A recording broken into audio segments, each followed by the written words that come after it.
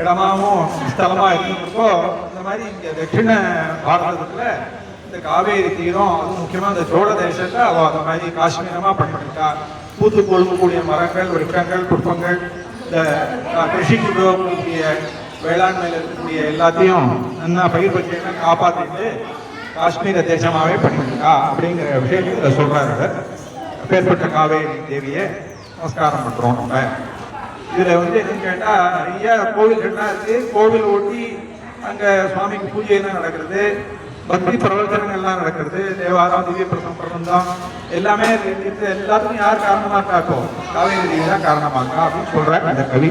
பெரியவாதான் காரணமா இருக்கு. 8வது ஸ்லோகம். இந்த ஸ்லோகம் பண்ணினவால அது பண்ண சொல்லிருக்காவா. பிரசீத கல்யாண குணாபிராமே பிரசீத காவேரி மம பிரசீத பிரசீத காமாதி ஹரே பவித்ரே காவேரி காவேரி மம பிரசீத. கல்யாண குணாபிராமே சமஸ்த கல்யாண குணங்களாலே நிரம்ப பெற்றிருக்கா இந்த அம்பாள். காமாதி ஹரே பவித்ரே காமக்ரோதம் போன்ற உள் மனசுல இருக்கக்கூடிய இந்த தோஷங்கள்லாம் தூய்மைப்படுத்தி மக்கள் நல்வழிப்படுத்துறாங்க.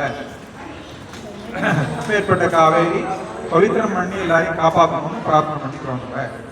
அதாவது உள்மனதில் இருக்கக்கூடிய அக தூய்மையையும் இந்த ஸ்நானம் நமக்கு தருது. காவேரி அம்பாள் அனுகிரகம் பண்றாங்க. தாத்பரியமான விஷயம்.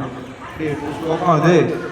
காகாரோ கல்மஷம் ஹந்தி வேகாரோ வாக்கித பிரதா ரீகாரோ மோக்ஷதோ நிருணாம் காவேரி யுஜதே புதை அப்படின்னு கான்னு சொல்றதுனால பாப்பங்கள்லாம் போய் வேனால விரும்பிய நற்பெயர்களையும் வழங்கி ரீகாரத்தினால முக்தியே கொடுக்குறா காவேரி. அதனால காவேரி காத்தருள்வாய் அப்படின்னு சொன்னாலே காவேரிங்கிற வார்த்தை சொல்றதுனாலேயே நமக்கு எல்லாமே கிடைச்சிடுறது அப்படிங்கிற விஷயம் குழந்தைகளுக்கெல்லாம் சொல்லி கொடுத்து எல்லாம் பண்ணியிருக்கா. இப்போ எல்லாரும்